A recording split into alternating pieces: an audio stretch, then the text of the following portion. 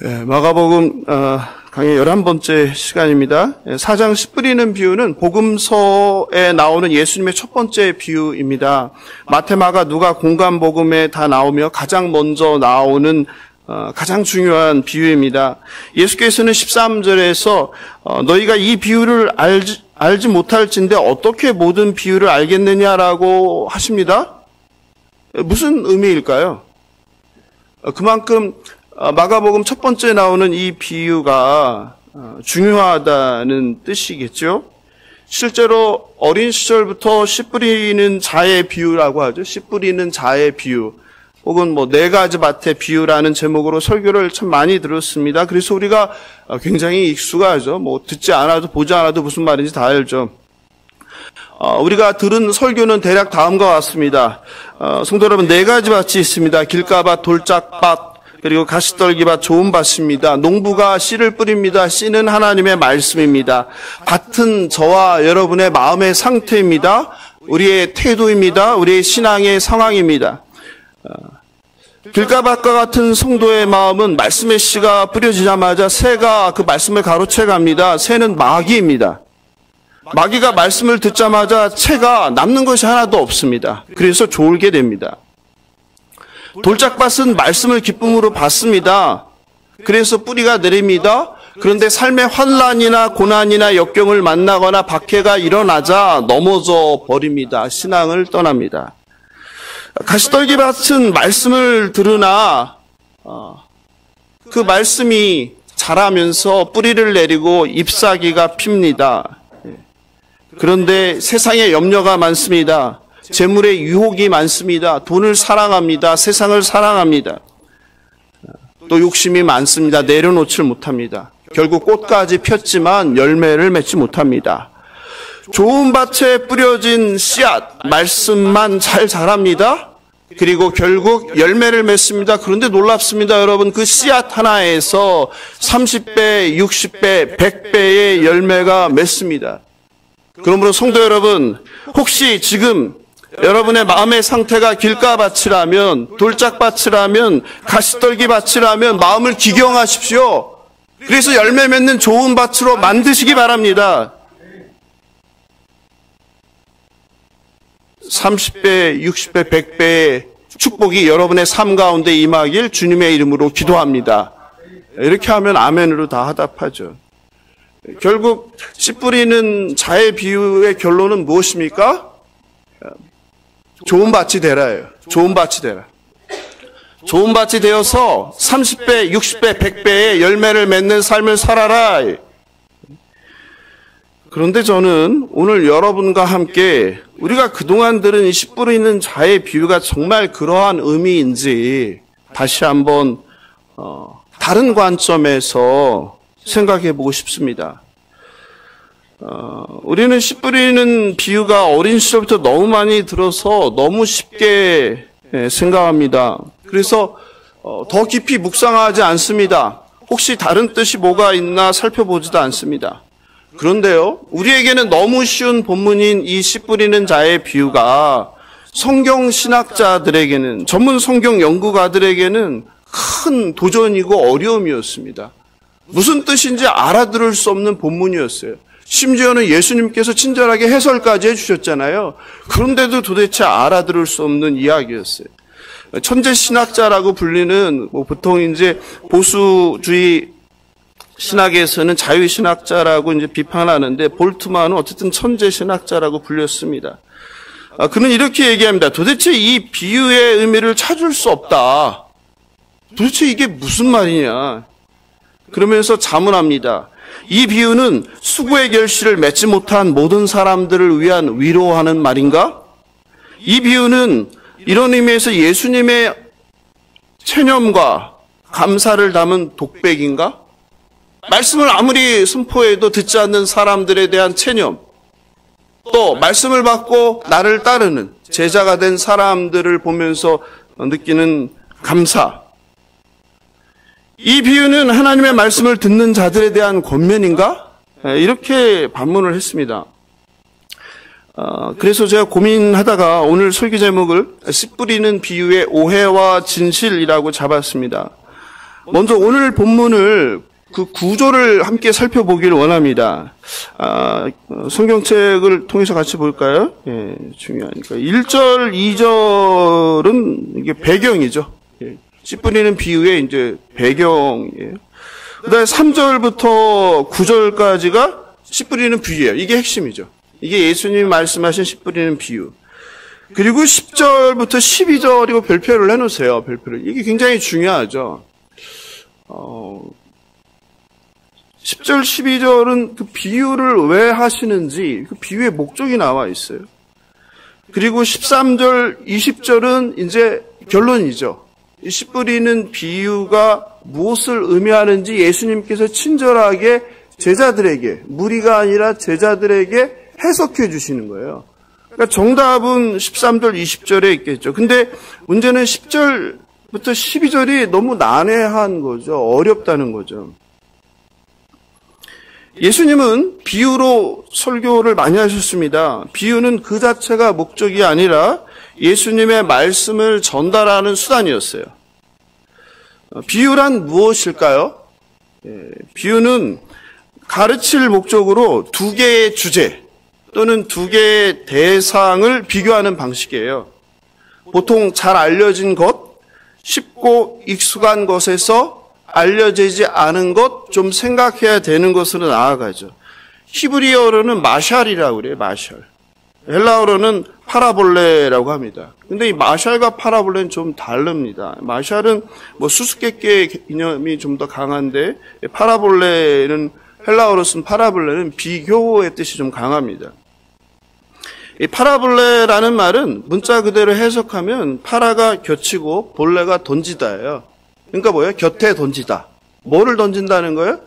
비교하거나 대조하고 싶은 두 개를 둔다. 같이 둔다는 거. 함께 던지다. 이게 파라볼레의 뜻이에요. 유사성이나 대조하기 위해서 두 개를 함께 나란히 던져서 뭘 주는 거예요? 깨닫게 하는 거예요. 충격을 주는 거예요. 생각하게 만드는 거예요. 그리고 그걸 통해서 결단하게 하는 거예요. 이게 비유의 목적이에요. 비유는 아무나 들어도, 그러니까 내가 학교를 대학교, 대학원까지 다니지 못했어도, 초등학교만 나와도, 내가 IQ가 2자리여도, 내가 삶이 어떠하든 상관없이 누구나 들으면 깨달아 알아들을 수 있어야 되는 거예요. 그런데 중요한 거는 이 비유가 지닌 또 하나의 특징은 누구나 들을 수 있는데, 아무나 들을 수 있는데, 모든 사람이 깨닫는 것은 또 아니라는 사실이죠. 이게 비유의 특징이죠. 오늘 배경은 다시 갈릴리, 다시라고 되어 있죠. 다시. 예수님이 다시 어디로? 갈릴리 호숫가에 왔죠. 처음 제자들을 불렀던 장소, 베드로와 안드레, 야고보와 요한을 불렀던 그 장소로 다시 오셨어요. 예수님은 지금 어디에 계십니까? 바다 위, 배 위에 계세요. 굉장히 독특한 방식이죠. 예? 어떻게 이런 생각을 하셨을까요? 그죠? 너무나 많은 군중들에 둘러싸여서 도대체 설교를 할 수 없는 거예요.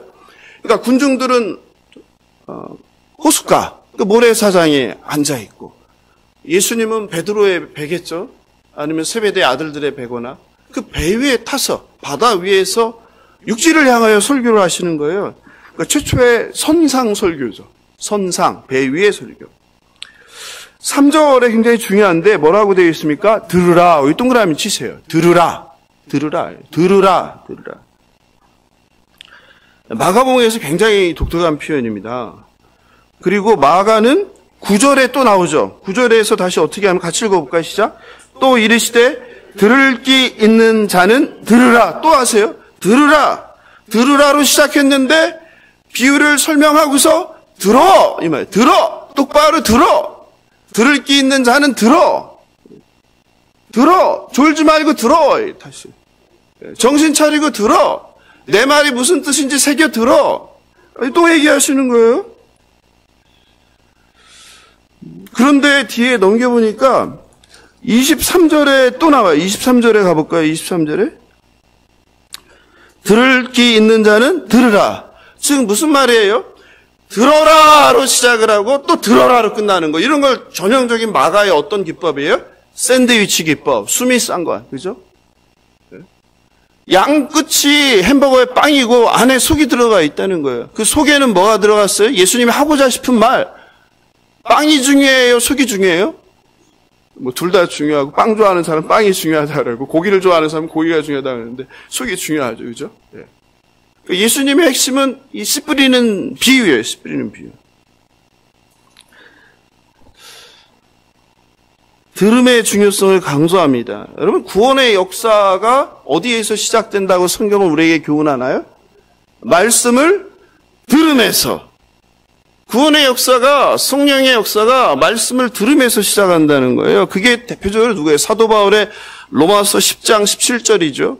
같이 읽어보겠습니다. 그러므로 믿음은 들음에서 나오며 들음은 그리스도의 말씀으로 말미암니라. 여러분, 아멘. 아멘이죠, 아멘. 우리의 믿음이, 우리의 구원이 말씀을 들음에서 시작한다는 거예요. 말씀을 들어야 믿음이 생긴다는 거예요. 말씀을 들어야 믿음이 자란다는 거예요. 책이 귀했던 시절이죠. 아니면 거의 없던 시절이죠. 하나님의 말씀은, 우리는 오늘날 하나님의 말씀을 눈으로 읽죠. 그러나 당시 예수님 시대에는 말씀을 읽는 거예요? 말씀을 듣는 거예요? 말씀을 듣는 거예요. 그러니까 듣는 게 중요한 거예요. 듣는 게.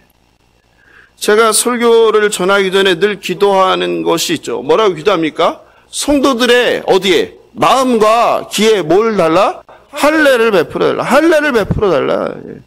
그래서 선포된 말씀이 어떻게? 신비에 잘 새겨주게 해주세요. 이렇게 늘 기도하는 거 아니에요? 사랑하는 성도 여러분, 귀를 열고 말씀을 들어야 합니다. 도대체 무슨 이야기를 하나?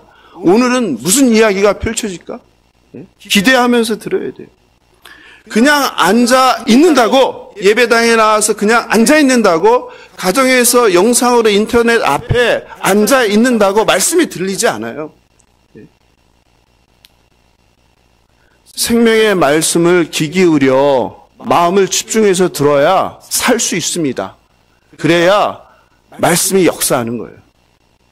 휴대폰 보면서 옆에 무슨 다른 일 하면서 TV를 켜놓은 채로 말씀을 들을 수 없는 겁니다. 오늘 이 시간에도 하나님께서 뿌리시는 그 말씀을 놓치지 않고 듣고 그리고 깨닫고 신비에 새겨져 자라게 하는 성령 하나님의 역사가 여러분 가운데 있길 예수님의 이름으로 축원합니다. 여러분과 먼저 살펴볼 것은 씨 뿌리는 비유의 오해입니다.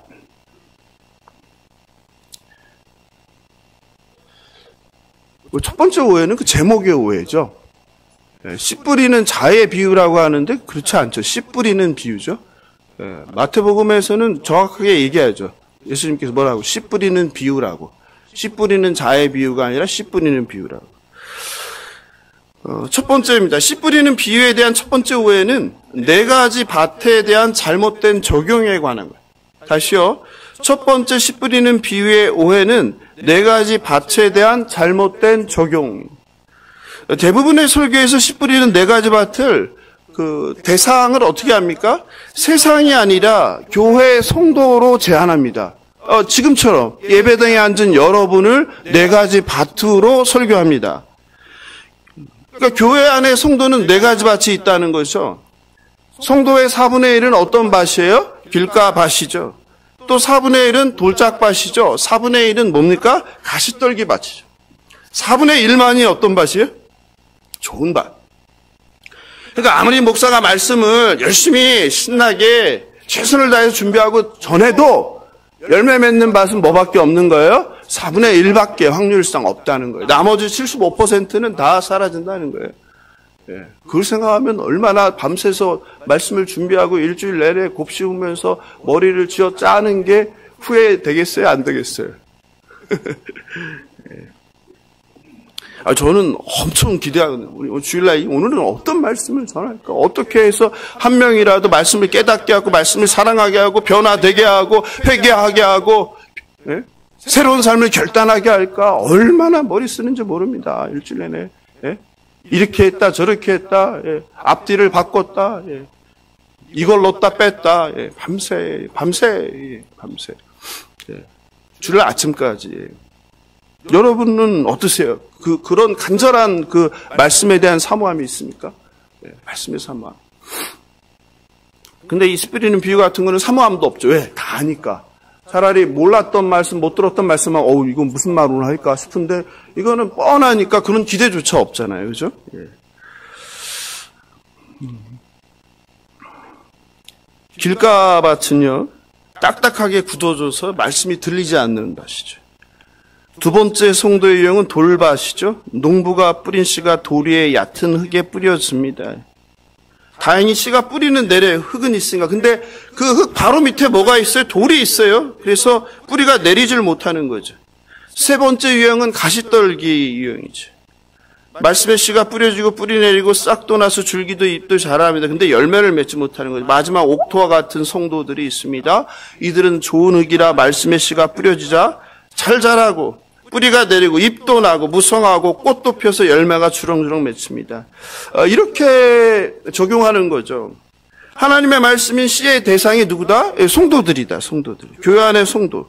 이 성도들의 네 가지 마음밭이다. 이렇게 적용하는 것이죠. 그런데 성도 여러분, 예수님께서는 말씀을 어디서 전하셨습니까? 예배당에서, 예루살렘 성전에서 전하셨습니까? 회당에서만 전하셨습니까? 아니면 회당 밖 세상에서도 전하셨습니까? 가는 곳마다 전하셨죠. 가리지 않으셨죠. 그곳이 바닷가이든 길가이든 들이든 산이든 회당이든 예루살렘의 성전이든 가리지 않고 주님은 말씀을 전했다는 거예요. 그 대상은 누구입니까? 유대인입니까? 아니면 따르는 제자들에게만 전했습니까? 그렇지 않죠. 누구에게 전했습니까?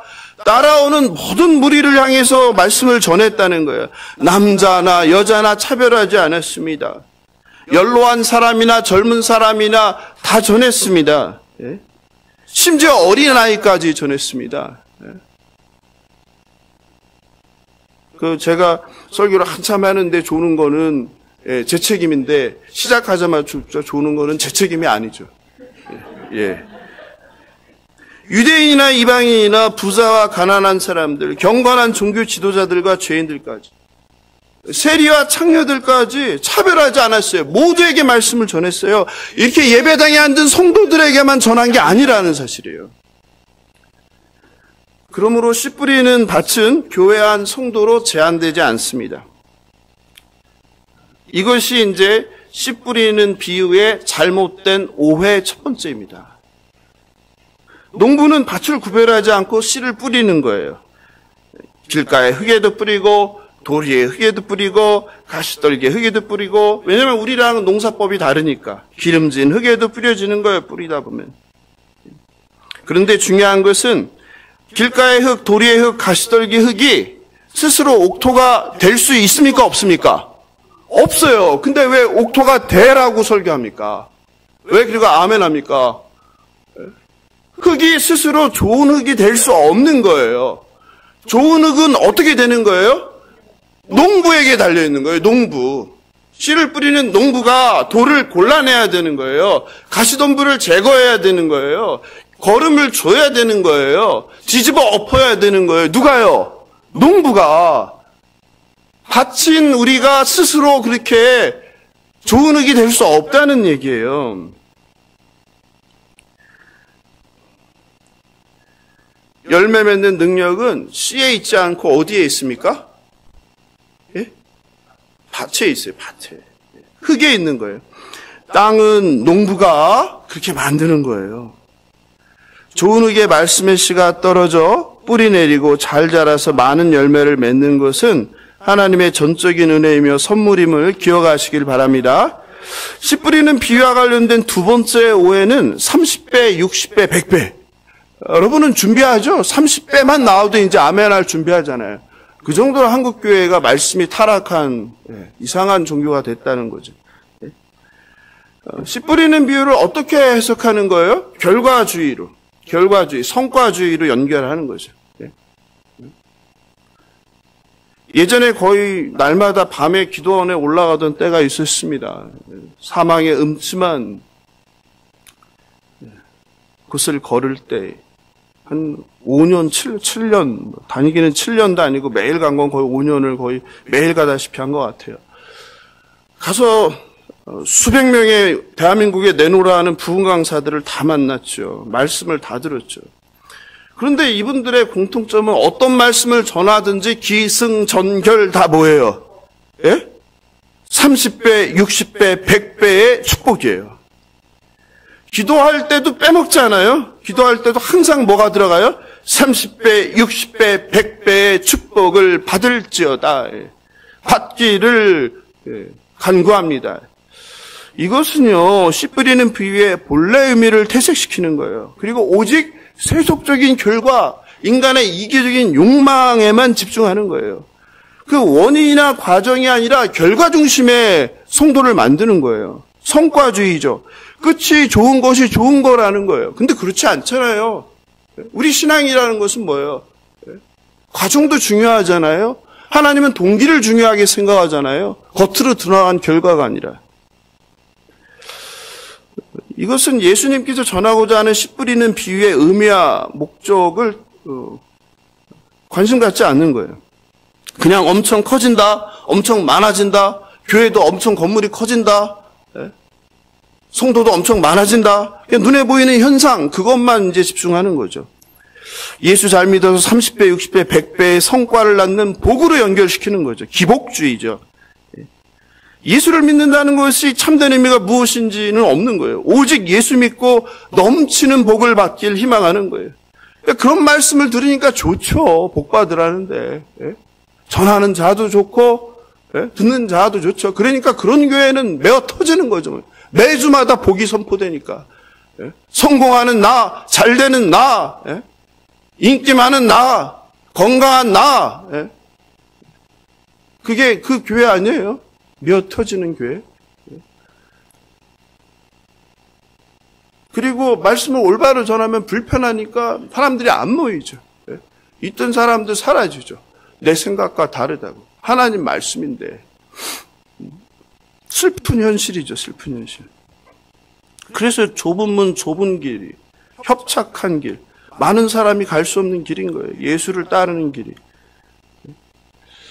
신앙적인 성숙이나 하나님의 나라의 확장으로 30배, 60배, 100배를 이해하고 해석하기보다는 개인의 삶 가운데 영광, 개인의 삶 가운데 성공, 개인의 삶 가운데 부귀영화로 연결하는 거예요. 굉장히 잘못된 해석이죠. 회사에서 얼마나 초고속 승진을 하는지, 연말이면 연봉이 협상에서 얼마나 연봉이 올라가는지, 얼마나 내가 인기가 많아지는지, 얼마나 내 힘이 확대되는지, 사는 집의 평수가 점점 늘어나는 것, 자동차의 CC가 점점 높아지는 것, 사업하는 사람은 사업이 날로 달로 번성하는 거, 매출이 증가하고 순이익이 증가하는 거, 어떻게 매출이 30배, 60배, 100배 증가할지어다. 이게 얼마나 기가 막힌 현실입니까? 자녀를 위해서 기도하든, 사업장 기도를 하든, 배우자 기도를 하든, 그냥 30배, 60배, 100배 하면 마음이 열리고 그냥 복받을 준비를 하는 거예요. 예수님께서 좋은 땅이 이렇게 많은 열매를 맺는다는 게 도대체 무슨 의미일까 고민하지 않는 거예요. 다 그냥 기승전결, 복, 기복주의, 번영신학이에요. 번영신학. 가장 잘못된 적용이죠. 사도 바울은 어떻게 얘기했어요? 사도 바울도 그 식물이 자라는 것에 대해서 비유했죠. 고린도전서 3장 5절 7절 같이 읽어볼까요? 시작. 그런즉 아볼로는 무엇이며 바울은 무엇이냐? 그들은 주께서 각자 주신 대로 너희로 하여금 믿게 한 사역자들이나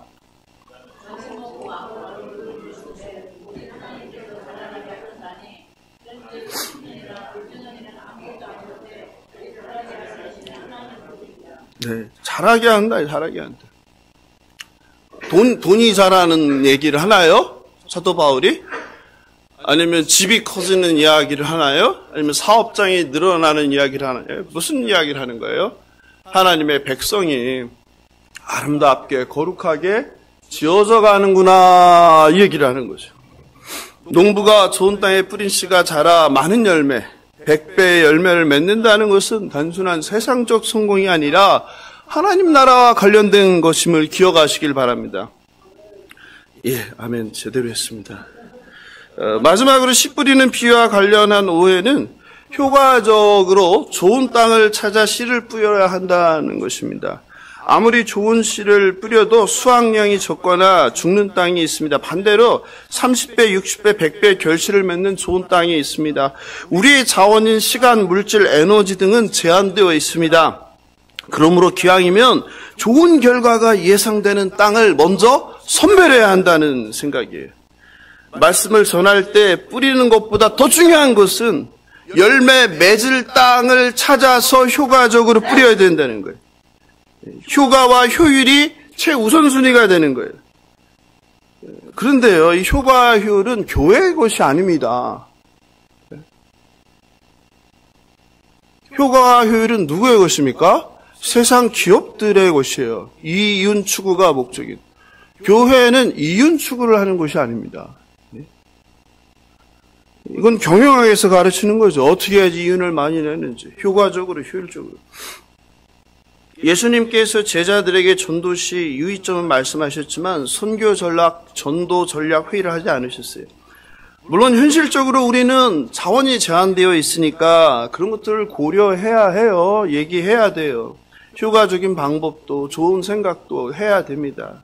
이것을 완전히 무시하자는 이야기는 아닙니다. 그런데 때로 이런 전략들은, 이런 생각들은, 효과와 효율에 기반한 이런 생각들은 하나님의 뜻을 구하고 하나님의 뜻을 이루기보다는 극히 인간적인, 왜냐하면 우리는 죄인이고 타락했고 선한 것이 없고 그리고 세속적 가치에 지배되어 있기 때문에 하나님의 뜻과 반대로 갈 위험이 있다는 거예요.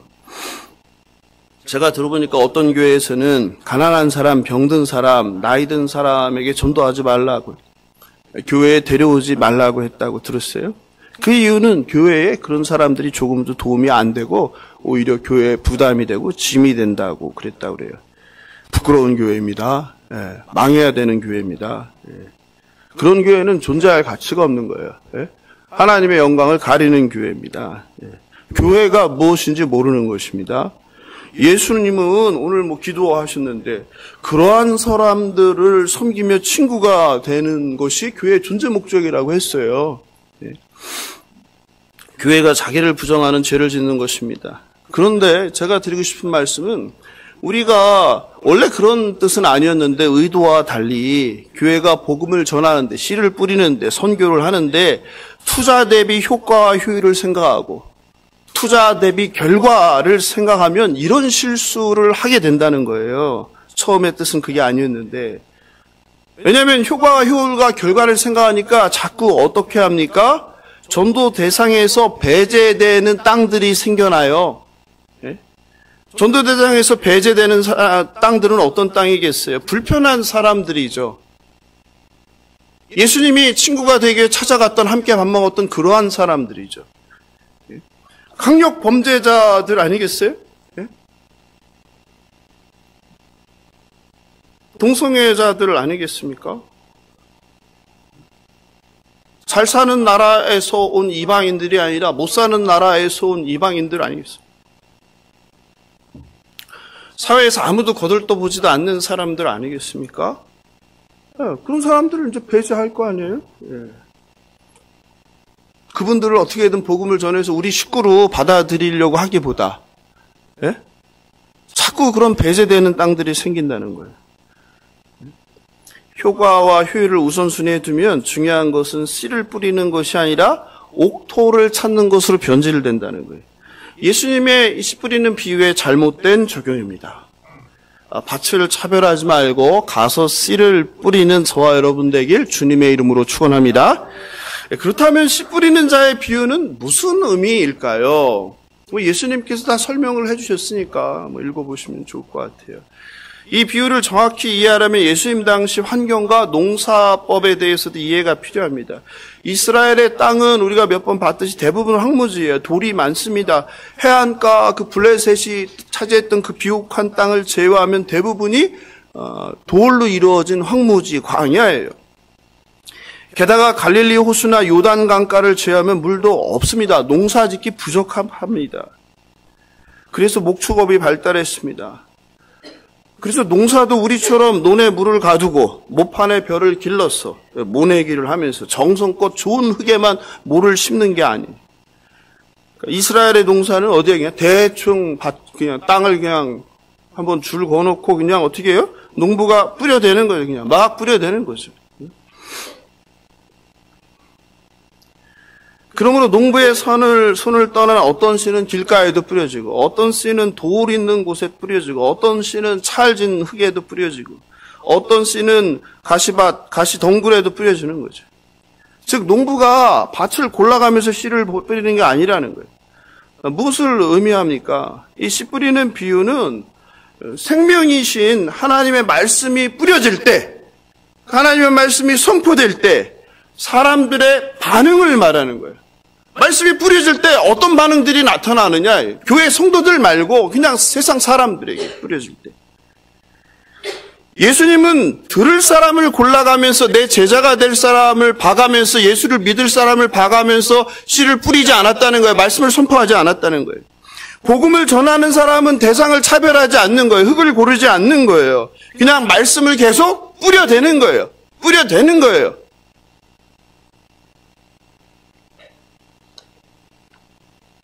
우리는 상대방이 길가밭인지 돌밭인지 가시떨기밭인지 알 수 없습니다. 그럼에도 불구하고 한국교회가 예수님이 친구가 된 그러한 사람들을 멀리하는 것은 큰 죄를 짓는 것이죠. 그리고 그럴듯한 사람들, 괜찮은 사람들의 친구가 되려는 거, 교회가 망하는 길이죠. 우리는 그 앞에 정직하게 나는 어떤가 자문해야 돼요. 나는 어떠한 사람인가? 나는 어떠한 성도인가? 나도 내 안에 그런 마음이 있지 않는가? 그럴듯한 교회? 그럴듯한 사람?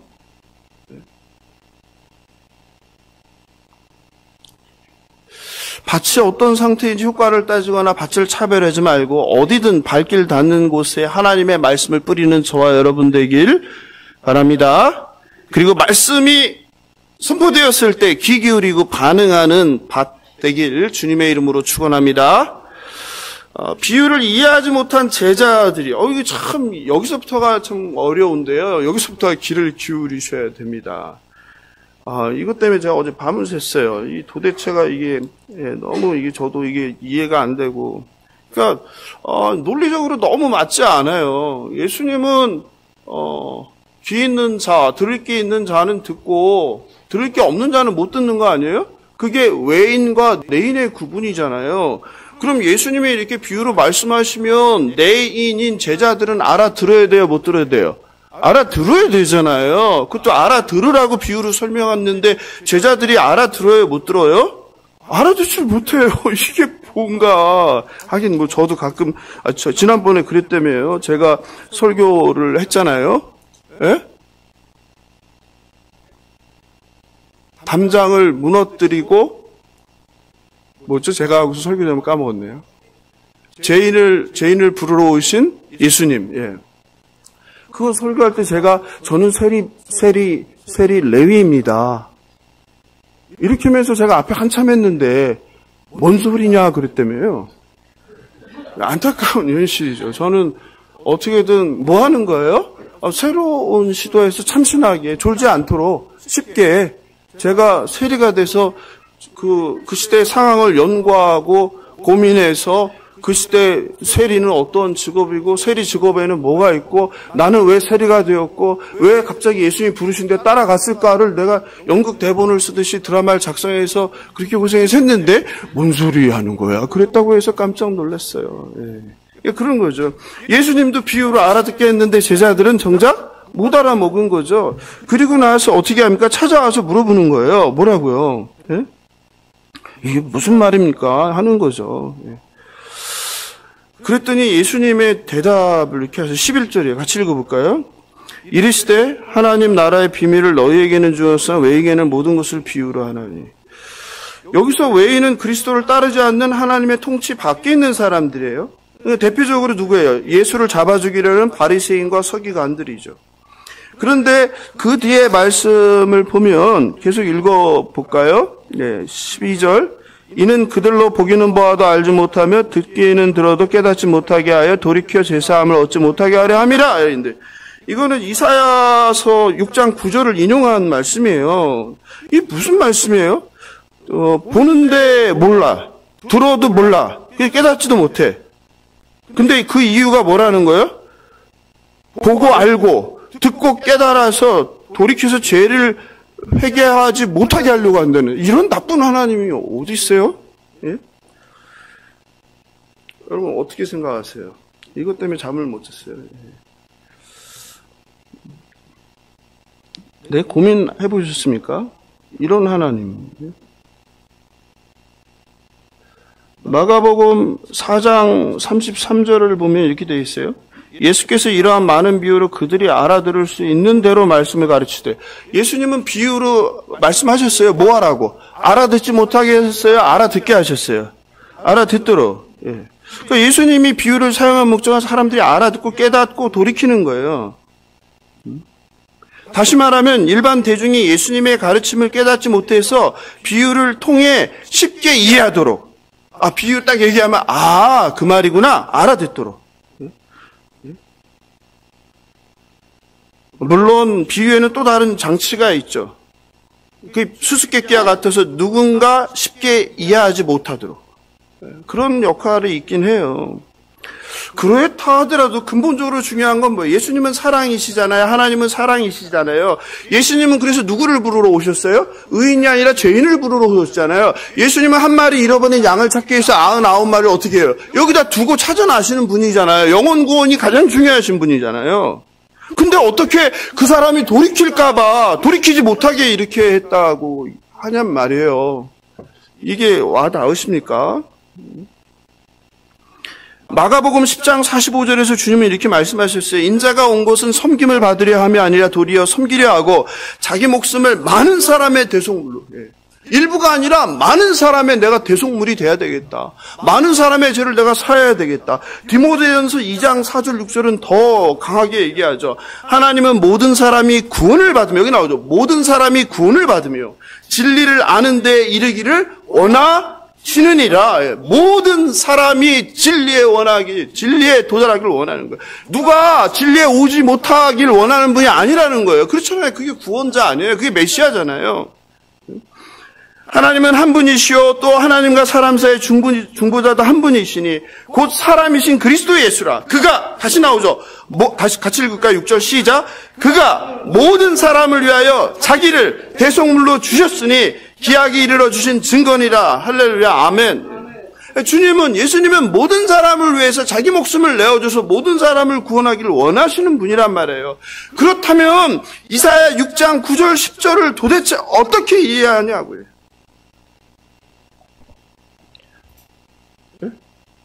오늘 모양이 바뀌었는데 어떻게 이해해야 돼요? 어떻게 이해하세요?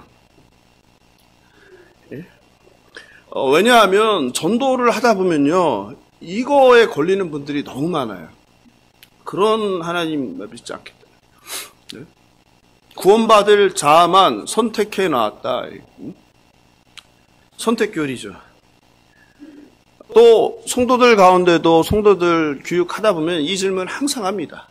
이게 도대체 이해가 안 된다는 거예요. 그런데 물론 이게 너무 잘 이해되시는 분이 있어요. 뼛속같이 어릴 때부터 장로교에서 칼빈 신학으로 한 분은 의심을 하잖아요. 왜냐하면 처음 태어날 때부터 이걸 달달달 외우다시피 이거가 무너지면은 이단으로 정죄받다시피 하기 때문에 의심도 안 하고 생각도 안 하고 질문도 안 해요. 그래서 그냥 처음부터 그냥 이거 생각 안 해요.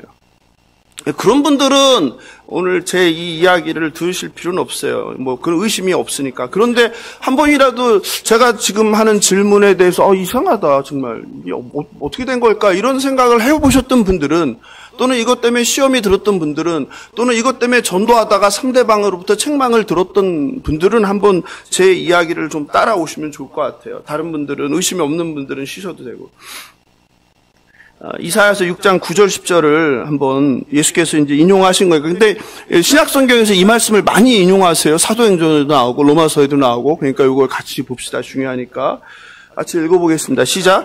여호와께서 이르시되 가서 이 백성에게 이르기를 너희가 듣기는 들어도 깨닫지 못할 것이요 보기는 보아도 알지 못하리라 하여 이 백성의 마음을 둔하게 하며 그들의 귀가 막히고 그들의 눈이 감기게 하라 염려하건대 그들이 눈으로 보고 귀로 듣고 마음으로 깨닫고 다시 돌아와 고침을 받을까 하노라.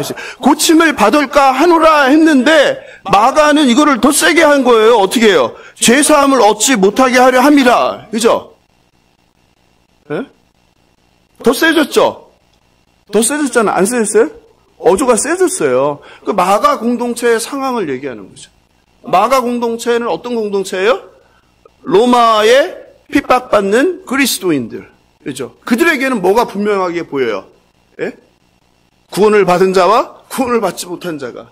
구원을 받은 자기들은 어떻게? 십자가에 매달려 밤에 가로등처럼 불쏘시개로 그렇게 죽어가는 그 처절한 상황에서. 그죠? 그러니까 마가는 좀 그 공동체의 상황과 좀 관련이 있지 않아 더 세게 말했다라는 생각이 들어요. 지금 이사야 이 본문은요, 이사야를 선지자로 부르시는 장면이죠. 하나님께서 왜 이사야 선지자를 기껏 불러놓고 가서 말씀을 전하라는 건 뭐 하는 거예요? 네 말씀, 하나님 말씀을 전하고 백성들이 어떻게 하라는 거예요? 깨닫고 회개하고 돌아서라는 거 아니에요? 근데 기껏 힘들게 선지자를 불러서 보내면서 뭐라고 하는 거예요? 그들이 돌아서면 안 된다. 이게 그럼 내가 왜 선지자하고 이 말씀을 왜 전하는 거예요? 예? 황당한 이야기잖아요. 물론 하나님은 사랑이시지만 공의이셔서 죄를 반드시 심판해야 되죠. 그렇다고 해서 백성들이 죄를 회개하고 하나님께 돌아올까 걱정하시는 분은 아니라는 게 제 생각이에요. 심지어 비유로 못 알아듣고 죄에서 돌이키지 못하게 하려고 한다? 와, 이거는 참 받아들이기가 안 맞는 거죠. 성경 맥락 속에서. 그렇게 하나님이 사랑하시는 분이고 한 명이라도 더 구원하기 위해서 모든 걸 바치시는 분인데 우리가 요나서에 보면 어떤 장면이 나와요? 니느웨의 백성, 이방인 아수르의 그 패역한 백성이 회개하니까 하나님께서는 어떻게 해요? 용서해요? 아니면 그 이방인도 용서하셔요? 아니면 심판하세요? 용서하시죠. 요나서 3장 11절입니다. 하물며 이 큰 성읍 니느웨에는 좌우를 분별하지 못하는 자가 12만 명이요 가축도 많이 있으니 하나님은 가축조차 어떻게 하는 분이세요? 긍휼히 여기는 분이에요. 그래서 그들이 돌았으면 용서하겠다는 게 심판을 멈추는 게 하나님이란 말이에요. 이런 성경의 맥락과 이게 맞지가 않는 거예요. 제 생각은 그래요. 자비하신 하나님께서 백성이 회개하고 돌아오기를 기다리시는 분이지. 혹시 문장 보호나 어감이 히브리어에는 그게 없잖아요. 히브리어는 문장 보호가 없거든요. 느낌표도 없고 물음표도 없고 따옴표도 없어요. 그래서 이게 좀 어려운 거거든요. 그리고 글이라는 거에 감정이 담아있지 않잖아요. 문자적으로 해석하면 이게 수사법으로 수사 의문문을 하는 것인지 반어법인지 이걸 알 수가 없잖아요. 그래서 이런 문제가 여기 있는 것은 아닌가 제 고민이 막 해서 밤새 어저께 방에 있는 책을 다 뒤져서 살펴보고 그랬어요. 그래서 제 방에 들어오지 마세요. 제 방은 완전히 책더미라. 또 보고 시험 들지 모르니까. 한 30권을 넘게 찾아본 것 같아요, 어제 금세. 실제로 최초의 구약 성경의 헬라어 번역성이 70인역 들어보셨죠? 70인역에서 이렇게 번역했어요. 이사야 6장 10절을 한번 들어보세요. 마음을 둔하게 하며, 거기 위치를 주세요. 마음을 둔하게 하며. 이거 영어로 이걸 사역동사라는 게 그건 뭐냐면 뭐뭐 하게 만들다니까. 마음을 둔하게 만들었다는 거예요. 누가요? 하나님께서 백성들이 마음을 둔하게 했다. 어떻게? 못 듣게 했다는 거예요. 그 나쁜 하나님이죠. 아니 왜 내가 구원 못 받게 하셔요? 그러면 안 되잖아요. 그런데 이거를 70인역이 어떻게 번역하면 굉장히 중요한데요. 이 백성의 마음이 둔합니다. 이렇게 번역했어요. 뭘 뜻해요? 70인역을 번역한 랍비도 이 말에 하나님의 이러한 것에 동의가 안 되는 것 같아요. 그러니까 이거를 그 백성의 상태로 묘사한 거예요. 하나님께서 백성이 마음을 둔하게 만든 게 아니라 강팍하게 만든 게 아니라 백성이 마음이 어떻다 지금? 완악하다. 영적으로 병들었다. 이걸 묘사한다. 근데 그것만 그런 게 아니라요. 제가 찾아보니까 아라마 번역본이 있어요. 이건 타르굼이라 타르굼. 타르굼은 이렇게 해석했어요. 한번 볼게요. 백성의 마음이 둔하고 그들의 귀가 막혀 있고 그들의 눈이 감겨 있다. 어떻게 했어요? 똑같이 죄와 우상숭배에 빠진 백성의 그 타락한 그 상태를 이야기하고 있죠. 동일하죠. 그래서 하나님이 뭐 하는 거예요? 오히려 돌이키지 못하게 하는 게 아니라 하나님 한탄하고 있다 이런 말이에요. 그런 백성을 보면서 기가 막히다. 너희들이 어떻게 이 정도로 마음이 완악하게 됐느냐. 말씀을 줘도 못 들어먹고 깨닫지도 못하고 눈도 보지도 못하고 안타깝다. 이런 심정이라는 거예요. 따라오고 계세요? 예. 이사야 전문가인 알렉 모티어라는 학자도 있는데요. 이 사람도 이렇게 얘기했어요. 이 백성의 마음이 회복이 불가능할 정도로 완악해진 때였다. 여기 그러니까 백성의 상태. 그러니까 하나님께서 백성이 회개하지 못하게 만들었다가 아니라 백성이 그 정도로 회개할 수 없을 정도로 타락한 상태이다. 이걸 강조한 것이다. 이렇게 얘기했어요. IVV 성경 난제 주석이라고 있는데 거기서는 이거를 또 이렇게 제가 같이 읽어드릴게요. 한번 보세요. 전문을 해석을 했는데 괜찮은 것 같아요. 같이 읽어볼까요? 시작. 가서 내 메시지를 전해라. 하지만 그들이 관심을 기울일 것이라고 기대하지 말아라. 내 선포의 결과 그들은 내 말을 받아들이지 않겠다고 끈질기게 거절하다가 결국 내 말을 받아들일 수 없는 지경에 스스로 이르고 말 것이다. 좀 다르죠, 그죠? 예. 저는 개인적으로는 문자적인 해석보다 그래서 하나님을 이해할 수 없는 분으로 이렇게 만드는 것보다는 이게 더 자연스럽지 않나라는 생각이 들어요. 이게 개인적인 견해예요. 여러분이 원래 알고 있던 대로 그렇게 하셔도 상관없습니다. 이게 우리 한국교회 장로교회 대세니까. 신학자 T.W. 맨스는 이 이사야서를 통해서 이 마가복음을 다시 해석해요. 이것도 굉장히 잘 와닿아요. 그러니까 이사야서만 그런 게 아니라 마가가 인용한 이사야서도 이런 맥락으로 같이 T.W. 맨슨 제가 읽어드릴게요. 외부 사람에게는 모든 것을 비유로 한다. 그들은 정말 보기는 하지만 깨닫지 못하는 사람들, 정말 듣기는 하지만 이해하지 못하는 사람들이다. 혹시 그들이 다시 돌아와 제사함을 받을지 모른다. 완전히 다르죠. 그들이 돌아와 죄사함을 받지 못하게 함이다가 아니라 혹시로 바꾼 거예요. 혹시. 굉장히 혹시라는 게 굉장히 중요한다는데 여기서 혹시 그들이 그 중에서도 혹시 그 강팍한 사람 중에서도 혹시 내 말을 듣고 돌아와 제사함을 받을 사람이 받을 영혼이 한 명이라도 있지 않을까? 이 말이에요. 예수님은 알아듣지 못하는 외인들까지도 알아들을 수 있도록 비유를 사용하셨다는 뜻이에요. 그들이 알아듣지 못하게 비유를 했다는 게 아니라 그들 중에 그들이 눈도 감기고 귀도 안 들리고 마음은 강팍해서 말씀이 안 들리는 사람들인데 그래도 그 중에 한 명이라도 이렇게 얘기하면 들을 사람이 있지 않을까? 이런 주님의 한 영혼을 사랑하는 마음이라는 거죠. 신학자 비 홀렌바우도 이렇게 했습니다. 있나요? 같이 읽어볼까요? 시작. 그래서 그들이 참으로 보아도 알지 못하고 참으로 들어도 이해하지 못할 것이다. 왜냐하면 그들이 정말 원하지 않는 것은 돌이켜 자신들의 죄를 용서받는 것이기 때문이다. 그리고 뭐가 있어요? 느낌표. 이게 중요해요. 마침표가 아니라 느낌표. 이 홀렌바우는 자신의 해석을 느낌표로 끝내요. 의미순장하죠. 즉 무슨 말이에요? 하나님께서 백성들이 심판받길 원하지 않는다는 뜻이 아니라는 거예요. 백성들이 죄를 회개하고 용서받기를 거부한다는 거예요. 그러니까 하나님의 책임이 아니라 누구의 책임이라는 거예요? 타락한 인간의 책임이라는 거예요. 하나님이 회개도 못하게 만들었다는 그 하나님의 책임이 아니라 인간이 완악해지고 타락해서 회개하지 못한다는 거예요. 거부한다는 거예요. 심지어 신학자 모울은 우리에게 이사야 6장 9절 10절을 예언자가 자신의 메시지를 이해할 수 없도록 하라는 명령으로 보는 한심한 문자적 해석이라고 했어요. 한심한 문자적 해석이다. 근데 한국교회는 대부분 그렇게 한심한 문자적 해석이라고 신학사가 비판한 걸 진리로 받아들이고 있잖아요. 그래서 저는 좀 이 부분도 이것 때문에 시험에 들었던 분이 있으면 한번 생각해 보라는 거예요. 그럼 이렇게 생각하면 하나님에 대한 어떤 실망, 하나님에 대한 오해 이런 것들이 좀 풀리죠. 아, 하나님은 정말 그런 분이 아니시구나. 하나님은 모두를 사랑하시는 분이구나. 하나님은 한 영혼까지도 구원하길 원하시는 분이구나. 누구는 택해서 여기 앉은 사람들은 택함을 받아서 구원을 받고 이 사람들은 버림을 받은 사람들이 아니라는 거죠. 예.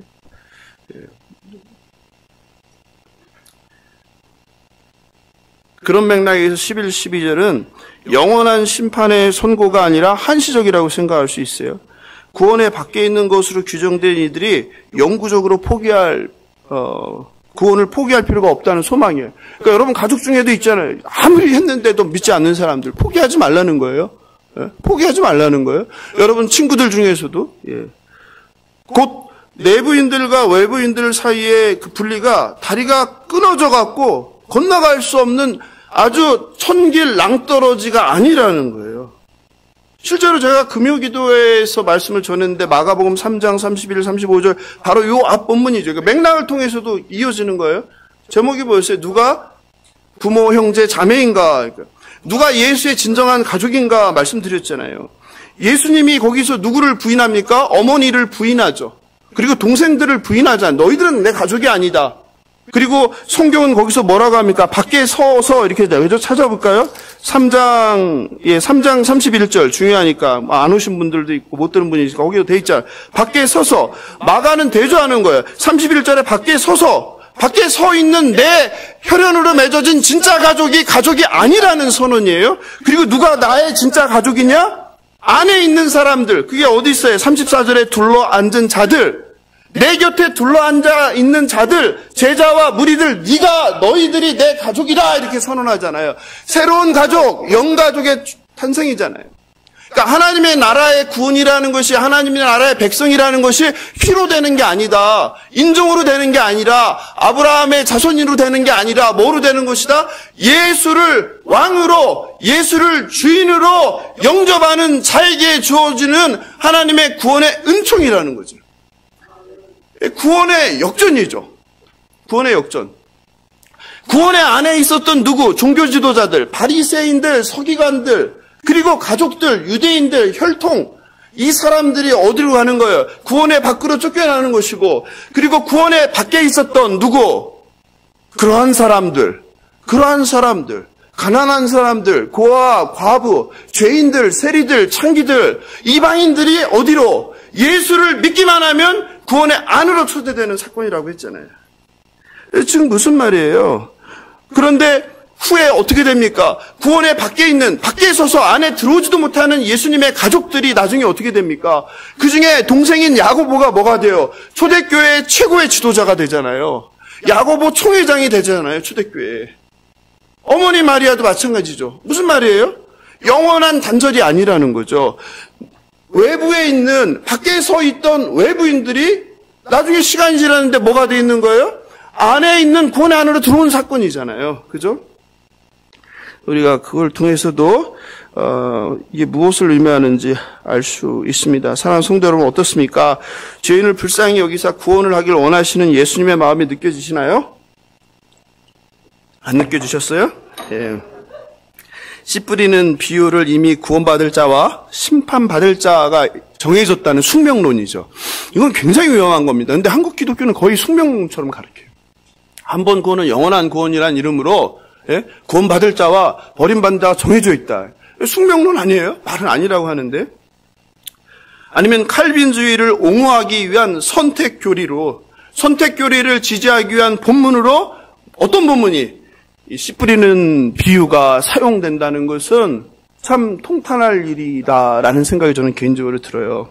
좀 조심해야 됩니다. 그 교리가 성경 위에 있으면 안 돼요. 성경이 가장 위에 있어야 돼요. 교리를 가지고 자꾸 성경을 보면 성경을 왜곡하게 됩니다. 그래서 성경이 가장 중요한 본문이라는 것을 여러분이 기억하시면 좋겠습니다. 물론 교리가 중요하죠. 근데 성경보다 위에 있을 수는 없다. 한국교회는 칼빈주의로 인해서 성경이 자꾸 교리 밑에서 해석되는 그런 폐단이 있는 것 같아요. 그게 아쉬워서요. 죄인인 우리를 구원하길 원하시는 하나님의 사랑, 십자가에서 죽기까지 순종하는 예수님의 사랑을 받아들이시는 저와 여러분 되길 주님의 이름으로 축원합니다. 예, 그렇다면 이제 마지막으로 좋은 땅에 뿌려진 씨처럼 다른 밭에 씨앗이 열매 맺지 못하는 이유는 무엇입니까? 예, 길가 밭인 경우는 말씀이 들리나 관심이 없어요. 말씀은 관심 없습니다. 예배 중에도 딴 생각합니다. 다른 생각해요. 말씀 들으려고 하지 않습니다. 말씀의 신비에 새기지 않아요. 한쪽 귀로 들어오자마자 다른 귀로 날아갑니다. 그런데 여러분 성경 보세요. 이거 누가 한다고 그럽니까? 누가 한다고 그래요? 새가 말씀을 채간다고 하잖아요. 새가 누구예요? 마귀예요. 여러분, 내가 말씀이 안 들리는 분들은 정신 차리셔야 됩니다. 누가 지금 맡고 있는 겁니까? 마귀가 맡고 있는 거예요. 성경이 이야기하잖아요. 예? 그래서 설교 중에 졸개하는 거죠. 수십 년 신앙생활하고 말씀을 들었는데 변화가 없는 거죠. 말씀 따로 삶 따로죠. 왜? 말씀이 한쪽으로 들어와서 한쪽으로 사라지니까. 설교를 제가 보통 1시간 하는데 1시간 설교했는데 수많은 내용들을 했는데 돌아서면 하나도 남는 게 없어요. 뭐 제 책임이기도 한데 여러분도 한번 돌아보세요. 내가 말씀을 들으려고 했는가? 미리 설교 본문이 나오면 그 전날 들어 이게 무슨 말인가 찾아봤는가? 또 제목이 이상하잖아요. 제목이 씨 뿌리는 자의 비유인데 왜 씨 뿌리는 비유인가? 그리고 왜 씨 뿌리는 비유가 아니라 씨 뿌리는 비유의 오해인가? 뭘 오해한다는 건가? 미리 한번 찾아봤으면 훨씬 듣기 쉽죠. 근데 읽어보지도 않고 그냥 오잖아요. 그 어떻게 말씀이 들립니까? 그리고 한번 설교 듣고 제 설교 한번 듣고 이해하기 힘들잖아요. 다시 들어야 되는데 다시 듣는 분들이 몇 번 있습니까? 저는 일주일 동안 책을 수십 권 놓고 공부해서 여러분에게 전하는데 여러분 그냥 설교 시간에 한 번 듣고 이거 어떻게 이해해요? 저도 이해가 안 돼갖고 밤새 몇십 권을 책을 다 주셨다니까요. 예? 그러니까 여러분도 몇 번 들으셔야죠. 그 말씀이 상함이 있어야죠. 졸지 않더라도 눈은 떠 있는데 마음은 딴 생각하는 거예요. 예? 여러분 이게 영적 전쟁입니다. 사탄이 막는 거예요. 그래서 기도해야 되는 것입니다. 사탄이 방해하지 않도록 사탄이 나에게 뿌려지는 말씀을 채가하지 않게. 그래서 제가 마음과 귀에 할례를 베풀어달라고 맨날 기도하는 거예요. 두 번째 열매 맺지 못하는 이유는 무엇입니까? 환난이라고 그래요. 돌짝밭이죠. 씨에서 뿌리가 내립니다. 그런데 밑에 돌이 있어서 뿌리가 깊이 내리지 못해요. 예수님은 돌밭에 뿌려진 씨를 삶의 어려움, 시련이 생기면 즉시 말라 죽는 것으로 비유했어요. 우리 주변에 그런 사람들 많잖아요. 신앙생활 하다가 복 받는지 알았는데 어려움이 생겼어. 병이 들었어. 사고가 났어. 망했어. 그러면 당장 어떻게 합니까? 예수를 부인하는 분들이 있죠. 네, 그런 경우죠. 세 번째 열매 맺지 못하는 이유는 무엇입니까? 세상에 대한 근심, 물질에 대한 사랑, 그리고 욕망, 욕심, 세상 재미에 대한, 세상 쾌락에 대한 미련. 어떠세요? 좋은 밭에 뿌려진 씨앗과 처음에는 차이가 없어요. 잎도 나고 줄기도 자라고 꽃도 피고. 근데 열매가 안 맺는 거예요. 누가요? 염려가 많은 사람, 기쁨과 평안이 없어요. 예배당에 앉아서 주님을 찬양하는데 마음속에는 돈을 찬양해요? 성공을 찬양해요? 예? 예? 승진을 찬양해요? 합격을 찬양해요? 예. 재미를 찬양해요? 놀러갈 생각으로 가득해요? 맛있는 거 먹을 생각으로 가득해요? 예. 주님이 다 아시죠. 저는 몰라도. 예? 열매 맺지 못한다는 거예요. 여러분 새겨 들으세요. 예? 열매 맺지 못한다는 거예요. 사랑하는 성도 여러분, 여러분 어떻습니까? 하나님의 말씀의 씨가 뿌리 내리고 자라 열매 맺는 것을 방해하는 것들이 여러분에게는 혹시 없으십니까? 여러분의 삶 가운데, 여러분의 신앙생활 가운데, 여러분의 가족 가운데, 여러분의 직장생활 가운데, 여러분의 사회생활 가운데. 말씀을 사모하고 고대하기보다 말씀만 들으면 그냥 앉기만 하는 눈꺼풀이 천근만근 내려오지 않으십니까? 말씀을 들을 때마다 휴대폰을 살펴보시고 마음속에 딴 생각을 하고 언제 끝나나 시계만 본다면 사단이 방해하고 있는 것입니다. 설교가 뭐 재미난 만담이 아니지 않습니까? 예? 예화로 가득 찬 설교 들으면 뭐 합니까? 하나님의 말씀이 없는데요. 네? 설교는, 말씀은 생명과 관련된 거예요. 그래서 진짜 할 수밖에 없는 거예요. 말장난 할 수 없는 겁니다. 네? 농담 따먹게 할 수 없는 겁니다. 그거 하려면은 코미디언 앞에 가야죠. 네? 재미난 드라마 봐야죠. 네? 설교는 내 영이 사느냐 죽느냐, 내가 하나님 나라에 가느냐 못 가느냐에 관련된 거예요. 나의 영생과 관련된 거예요. 여러분은 의사가 여러분을 수술하는데 그 농담 따먹게 하면 좋겠습니까? 예? 여러분은 죽느냐 사느냐 벌벌 떨고 있는데 그렇지 않잖아요. 예? 돈을 사랑하는 마음, 욕심, 세상에 대한 재미, 또 분주한 삶. 예? 이게 말씀을 마음에 둘, 말씀을 읽을, 말씀을 들을, 말씀을 생각할, 말씀을 묵상할, 설교를 다시 들어볼 그런 여유가 없게 하는 거예요. 만약 그렇다면 겉으로는 표가 안 나죠. 겉으로는 표가 안 나요, 당장은. 그러나 영적으로 병들고 있는 것입니다. 한 끼만 못 먹어도 벌벌 배고파. 몸이 조금만 아파도 죽겠다. 약국 병원으로 달려가는데 왜 영적인 병에는 이렇게 둔감하십니까? 예. 열매를 맺지 못하게 된다고 주님 말씀하십니다. 씨 뿌리는 비유는 말씀을 듣고 흙이 어떻게 반응하느냐에 대한 이야기예요. 열매 맺는 능력은 씨에 있지 않고 흙에 있습니다. 여러분의 삶 가운데 좋은 흙으로 풍성한 열매를 맺는 것을 방해하는 것이 있다면 깨닫고 들을 길을 달라고 간구하는 저와 여러분 되길 주님의 이름으로 축원합니다. 말씀을 마무리합니다.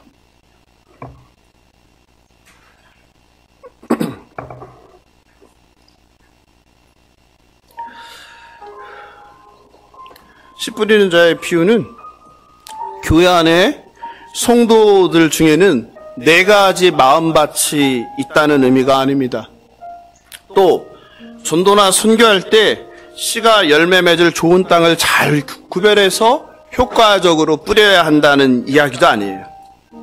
또 우리가 지금은 비록 길가밭이고 돌짝밭이고 가시떨기밭이지만 우리가 열심히 기경해서 좋은 밭이 되어야 한다는 이야기도 아니에요.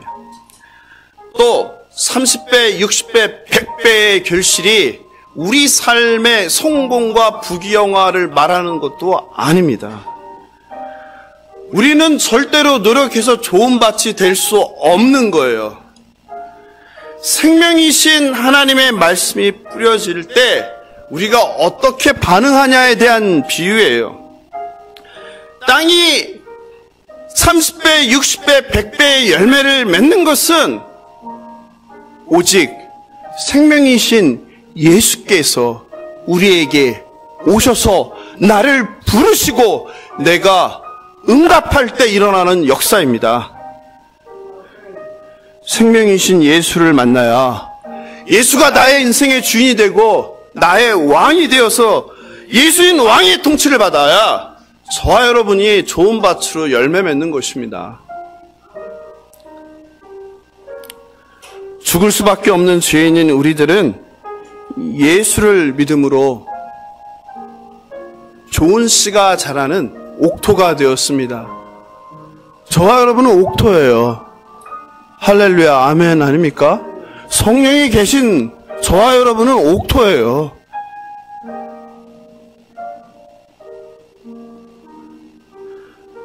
저와 여러분은 이제 우리의 삶 가운데 30배, 60배, 100배의 열매가 맺혀야 되는 거예요. 어떤 열매예요? 성령의 열매죠. 거룩한 열매죠. 의와 화평의 열매죠.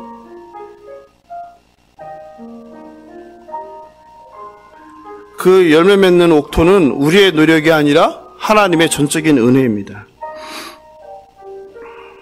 그러므로 우리는 하나님 나라의 복음을 전하는 자로서 가는 곳마다 만나는 사람마다 상대방을 판단해서는 안 됩니다. 환경을 탓해서도 안 됩니다. 그저 우리가 할 일은 뭐예요? 말씀을 뿌리는 거예요. 말씀을 뿌리는 거예요.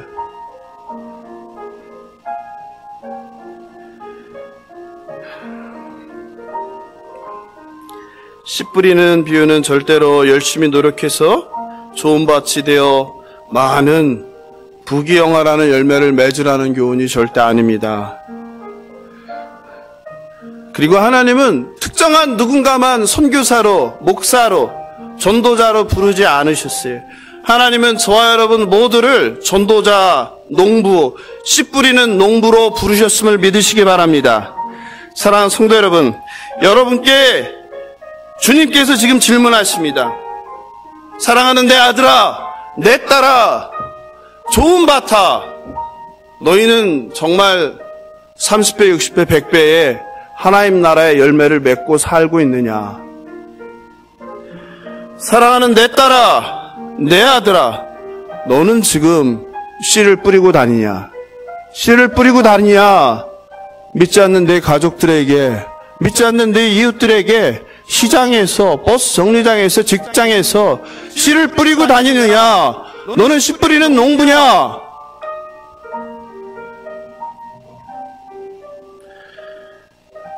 하나님의 거룩한 백성으로 씨를 뿌리다 거절당하며 실망하고 좌절하지 말고 주님도 뿌린 씨에 수확을 많이 하지 못했다는 것을 기억하시기 바랍니다. 예수께서 전에도 거절하는 사람들이 있었다는 것을 기억하시기 바랍니다. 저와 여러분의 삶에 하나님께서 기뻐하시는 열매가 맺어 하나님께 영광을 드릴 수 있게 되길 예수님의 이름으로 축원합니다. 이것이 씨 뿌리는 비유의 진짜 의미입니다. 다 함께 일어나셔서 찬양하고 기도하겠습니다. 나 주의 도움 받고자.